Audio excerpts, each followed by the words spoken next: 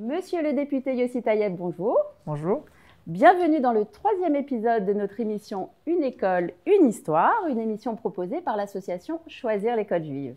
Le concept est simple, un invité d'exception nous raconte son parcours de réussite et nous explique en quoi l'école juive a influencé sa vie.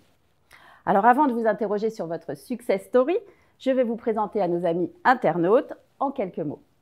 Vous avez 40 ans, vous êtes marié, vous avez 6 enfants, vous montez en Israël à l'âge de 17 ans, vous réalisez votre service militaire dans une unité combattante et vous étudiez à la prestigieuse Yeshiva de Mir à Jérusalem. Vous entrez en politique en 2018 au sein du parti religieux Chasse et êtes élu au conseil municipal de votre ville. En juillet 2020, vous entrez à la Knesset et devenez le premier député né en France et ainsi la voix des francophones en Israël. Alors Yossi Taïeb, on va commencer par vos débuts, votre jeunesse. Vous êtes né à Paris dans une famille traditionnaliste. À quel moment l'école juive est entrée dans votre vie et comment s'est déroulée votre scolarité? Tout d'abord, j'ai commencé mon circuit scolaire dans une école publique à Sarcelles. Comme vous l'avez cité, je viens d'une famille traditionnaliste dont c'était le kiddush le Shabbat soir et on allait à la synagogue, Rosh Hashanah et Kippour. Mon père commence à faire teshuva et décide de me changer d'école. C'est là que je rentre dans l'école Otsar Torah à Sarcelles, sous la direction de monsieur et madame Eladad. Je rentre dans la classe le premier jour. Un professeur, le Rav Chaim Hajjaj, qui a, je pense, bouleversé ma vie.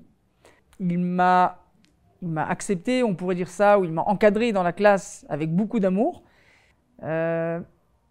L'école juive, je pense, a changé ma vie. Je pense que l'école juive m'a donné la possibilité d'envisager, à ma famille aussi, une aliyah par la suite en Israël, avoir de vraies valeurs, les valeurs du judaïsme, les valeurs traditionnalistes, les valeurs sur lesquelles on a grandi, qui sont aussi, je pense, surtout, à part l'apprentissage des matières de Kodesh, avec un très bon niveau de matières profanes en parallèle, on a un acquis qui sont les valeurs du judaïsme, l'amour du prochain. Vous nous avez parlé de l'école Otsar Torah où vous avez démarré à Sarcelles. Alors le hasard du calendrier a fait qu'aujourd'hui même, le classement, le palmarès des lycées concernant les résultats au bac, le palmarès de l'étudiant, a cité Otsar Torah, puisque Otsar Torah Sarcelles a été classé 2e lycée de France sur plus de 2300 lycées. On a un niveau de matières profanes très élevé, avec un niveau des matières Kodesh élevé. Donc c'est quelque chose de merveilleux et je pense que ça peut être un argument supplémentaire. Pourquoi oui, inscrire nos enfants dans des écoles juives? Alors racontez-nous une anecdote qui vous a marqué lors de votre adolescence à l'école juive, un souvenir qui a changé finalement votre façon d'envisager votre avenir. J'étais un élève un peu problématique. J'ai fait les 400 coups, et à un moment donné, c'était juste après ma bar mitzvah, j'ai reçu un avertissement de conduite, donc j'ai été renvoyé de l'école. Et c'est là que le directeur, le soir même, arrive chez moi à la maison et demande à me parler.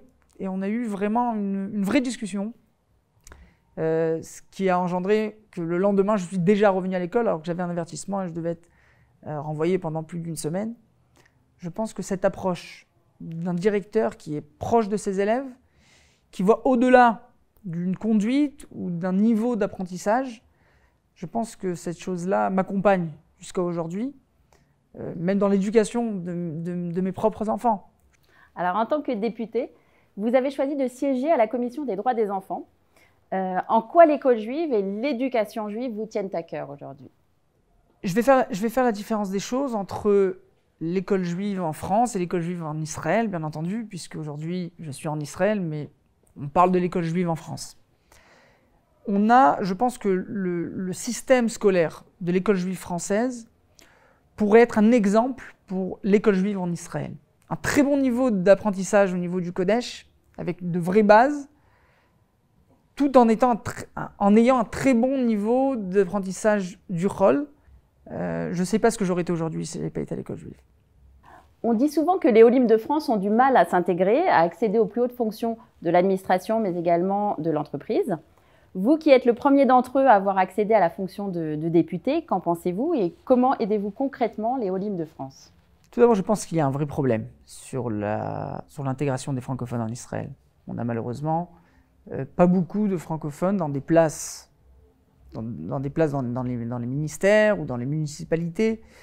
On a besoin de plus en plus de francophones nés en France, de Français nés en France, qui connaissent la mentalité, qui ont eux-mêmes grandi dans le système scolaire.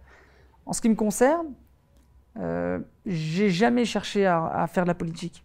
J'ai été dans le monde associatif pendant 10 ans dans une grande association. C'est venu comme ça, du jour au lendemain. Le leader du parti m'a demandé à rejoindre les rangs du parti Chasse. J'y suis rentré en tant qu'adjoint au maire, dans la ville où j'habite, Kiryat-Ye'arim. Et moins d'1 an après, il m'a demandé de rejoindre la liste sur le plan national. Et je suis rentré, comme vous l'avez dit, le 1er juillet 2020, en tant que premier francophone né en France à la Knesset. Il y a un travail monstre à faire, que ce soit en amont, avant la LIA, mais aussi sur l'intégration des francophones ici en Israël. Je crois beaucoup à une alia communautaire. En août 2020, lors d'un discours retentissant à la Knesset, vous appelez au soutien massif des grandes associations francophones comme Mazone ou le Cœur des Mamans, qui font un travail formidable sur le terrain pour les familles en grande précarité. La solidarité, le partage sont des valeurs qui vous animent? Tout à fait, je pense que c'est justement de ces valeurs-là que je parlais tout à l'heure. Ces valeurs qui m'ont été transmises à l'école juive.